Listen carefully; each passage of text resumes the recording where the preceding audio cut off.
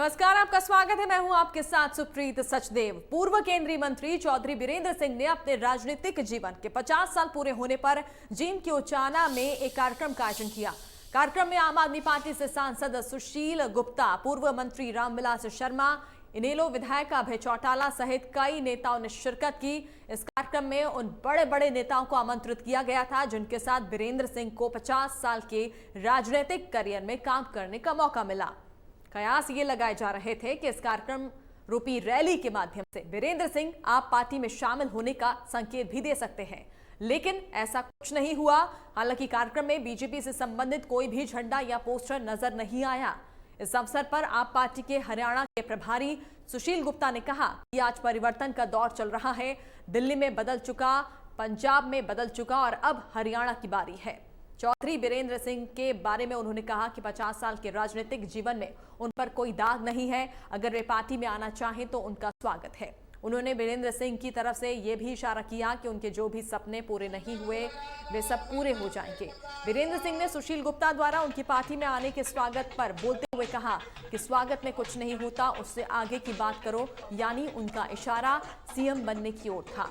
इस दौरान बीरेंद्र सिंह ने यह भी कहा कि जो भी भ्रष्टाचार से लड़ाई की बात करेगा हम उनके साथ होंगे।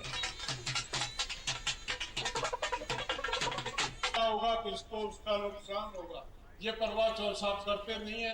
ये इनका गुप्ता जी, सुशील गुप्ता जी भी बोल के गए।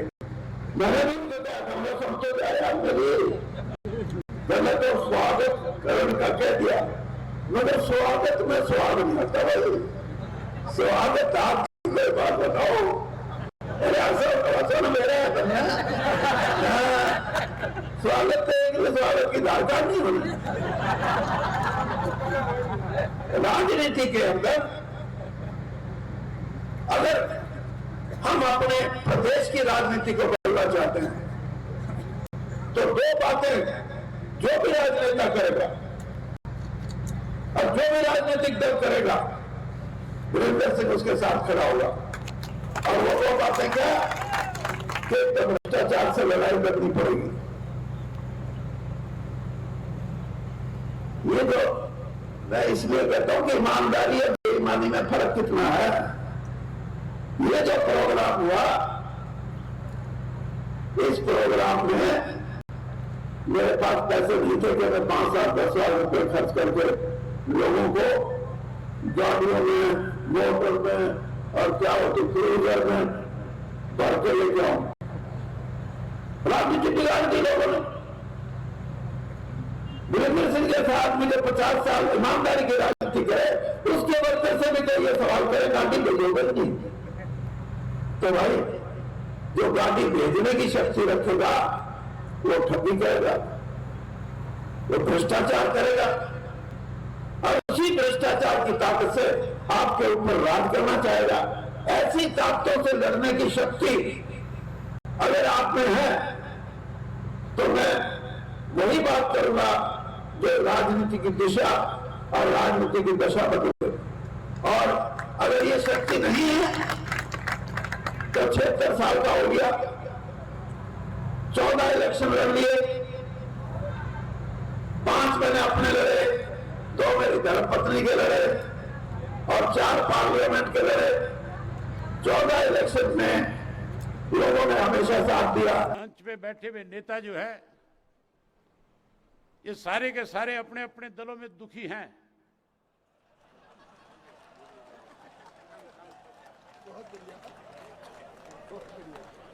ये कह नहीं सकते, ये मजबूर है, लेकिन इन सब की इच्छा है कि कोई इनका नेतृत्व करने वाला बने।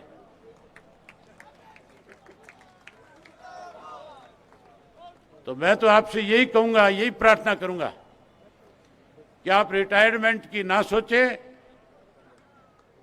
और इस प्रदेश के अंदर तीसरे मोर्चे की अगवानी करें, तीसरा मोर्चा बनाएं। अभी मेरे से पहले सुशील गुप्ता जी बोल करके गए थे। बड़ी हैरानी की बात है, हमारे एक कहावत है, वो लग ला के डड्डू कंध चढ़ा के भाषण देगे कह गए कि आपका सपना पूरा करेंगे, आप आओ, लेकिन आपकी बात सुने भी नहीं चले गए। ख्वाब दिखाने वाले बहुत आएंगे, लेकिन आपका राजनीतिक जीवन बहुत बड़ा रहा है। करनाल पहुंचे कृषि मंत्री जेपी दलाल ने कांग्रेस और आम आदमी पार्टी पर जमकर निशाना साधा। कांग्रेस द्वारा पेट्रोल, डीजल और बढ़ती महंगाई के विरोध में प्रदर्शन किया गया, जिस पर कृषि मंत्री ने कहा कि कांग्रेस को समझ में नहीं आता है कि वो क्या राजनीति कर रही है। केंद्रीय कांग्रेस पार्टी टूटने की कगार पर है। कांग्रेस डूबता हुआ जहाज है। वो प्रदेश स्तरीय नेताओं को ध्यान भटकाने के लिए उन्हें प्रदर्शन करने के आदेश दे रही है।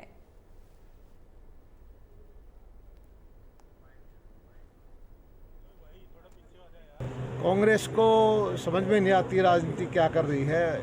जो केंद्र की कांग्रेस है वो टूटने की कगार पर है, तो उनको अपनी तरफ से ध्यान हटाने के लिए उन्होंने सबको प्रदेश की पार्टी को बोल दिया कि आप जाके महंगाई पे या किसी किसान के मुद्दे पर किसी और पर प्रदर्शन करें। ये सच्चाई है कि कांग्रेस डूबता हुआ जहाज है और G23 उसमें अलग से ग्रुप बन गया है जो उनकी लीडरशिप को ही चैलेंज कर रहा है। ये राजनीति करने वाले लोग बहुत सारे खाली बैठे हैं कुछ पार्टियों में, वो जुड़ रहे हैं। और किसी भी पार्टी को अगर राजनीति में कामयाब होना है तो जनता का आशीर्वाद सीधा लेना चाहिए। पेट्रोल डीजल की महंगाई को लेकर आज प्रदर्शन किया सर, उस पर क्या? पलवल के लघु सचिवालय में ग्रीवेंस कमेटी की बैठक हुई। सहकारिता मंत्री बनवारी लाल ने बैठक में 15 शिकायतों में से 10 शिकायतों का मौके पर ही समाधान किया। बाकी 5 लंबित शिकायतों का समाधान करने के लिए संबंधित अधिकारियों को दिशा निर्देश दिए। मीटिंग में पीएनबी बैंक लोन के बदले 20,000 रुपए की रिश्वत मांगने और गेलपुर गांव में दबंगों से परेशान एक महिला ने पुलिस कार्रवाई नहीं होने पर मंत्री से परिवार सहित गांव छोड़ने की इजाजत मांगी, जिसके बाद मंत्री बनवारी लाल ने पीड़ित महिला को घर में सीसीटीवी कैमरे लगाने और पलवल पुलिस को आवश्यक कार्रवाई करने के आदेश दिए।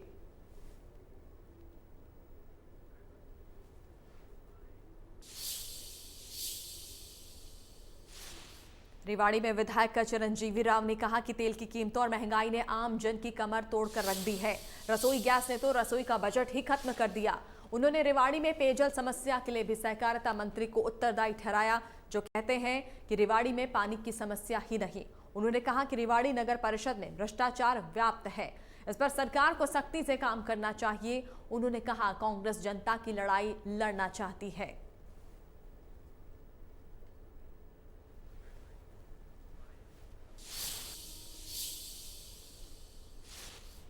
धर्मनगरी कुरुक्षेत्र में महंगाई के खिलाफ कांग्रेस ने जोरदार प्रदर्शन किया। पूर्व मंत्री अशोक अरोड़ा व लाडवा विधायक मेवा सिंह के नेतृत्व में कांग्रेसियों ने सड़कों पर उतरकर सरकार के खिलाफ जमकर नारेबाजी की। इसके साथ ही कांग्रेसियों ने लघु सचिवालय पहुंचकर कुरुक्षेत्र के उपायुक्त मुकुल कुमार को ज्ञापन सौंपा। ग्रेसी डीजल, पेट्रोल और रसोई गैस की कीमतों में हुई बढ़ोतरी का विरोध कर रहे हैं।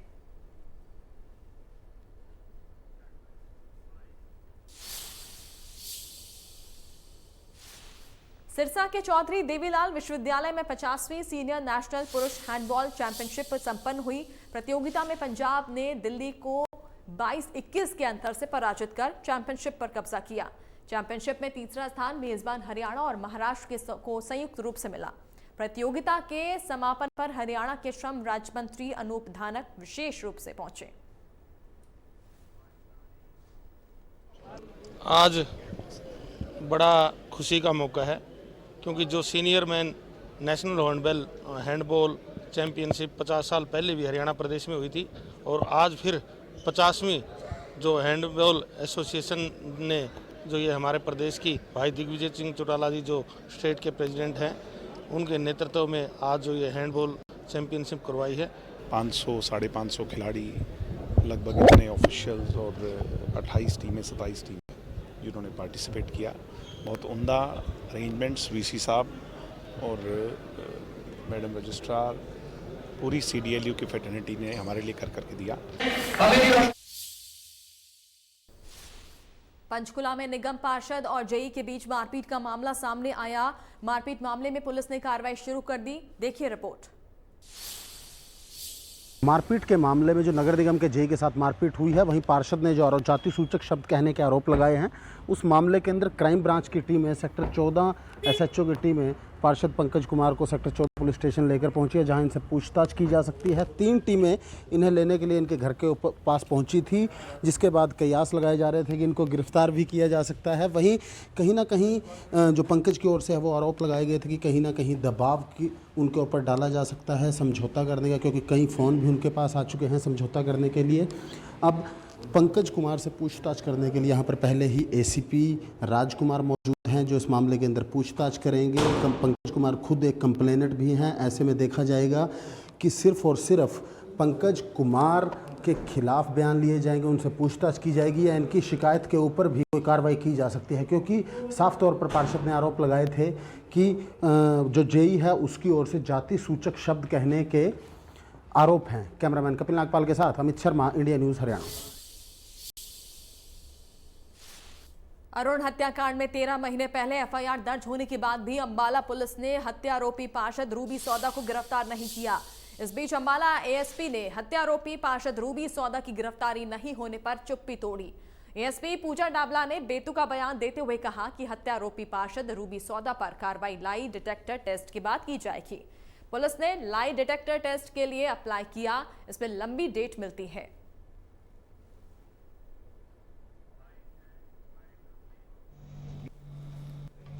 22 तारीख, इसी महीने की 22 तारीख को मैंने रूबी सौदा के खिलाफ अरेस्ट वारंट इशू किया है, जिसको आज पुलिस सीआईए स्टाफ से जो पुलिस है वो इसे कैंसिल कराने के लिए एप्लीकेशन उन्होंने फाइल की है, जिस पर अभी तक कोर्ट ने कोई फैसला नहीं दिया है। वो एप्लीकेशन अपने पास रख ली है।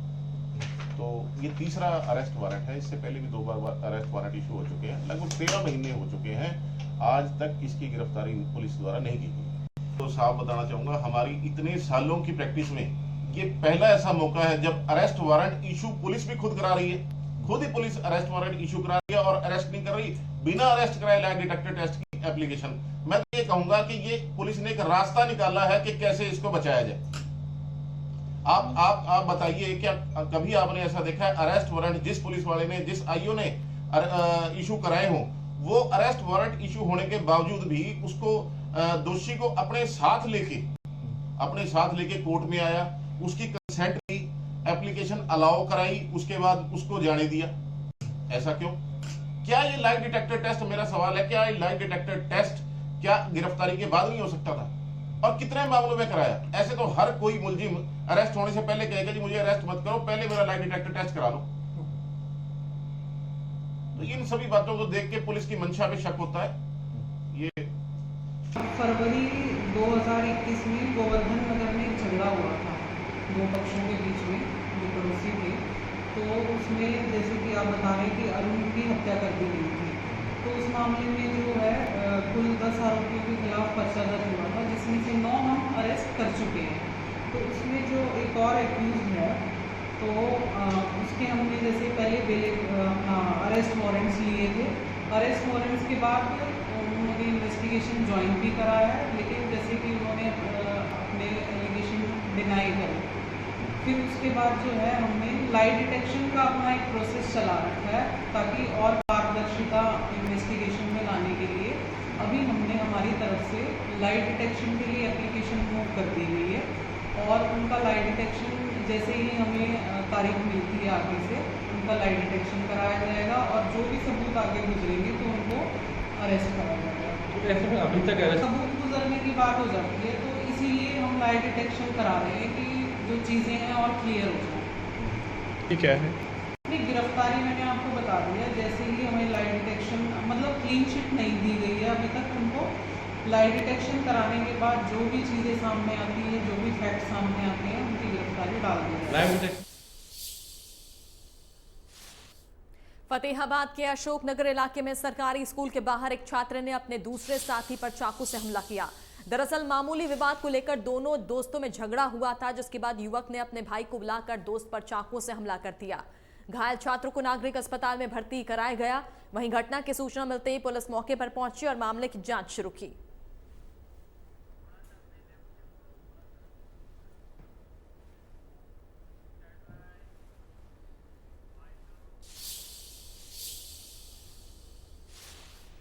गुरुग्राम में बढ़ते प्रदूषण पर नकेल कसने के लिए अब नगर निगम की तरफ से एक नई मुहिम शुरू की गई है। स्कूलों में बच्चों को पौधे देकर उनको जागरूक किया जा रहा है। वह इसकी देखरेख करें और ज्यादा से ज्यादा पेड़ लगाने के लिए लोगों को भी जागरूक करें।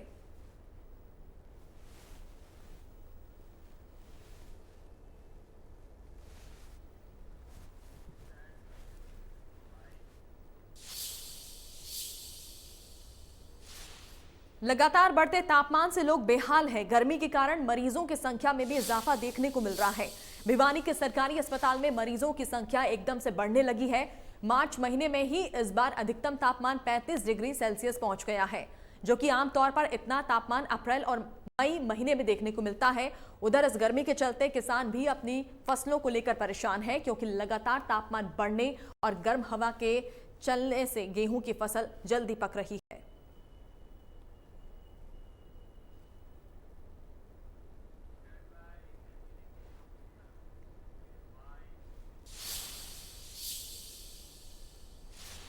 पेट्रोल और डीजल के दामों में आज भी लगभग 80 पैसे की बढ़ोतरी हुई। बढ़ते पेट्रोल डीजल के दाम से वाहन चालक खासे परेशान हैं।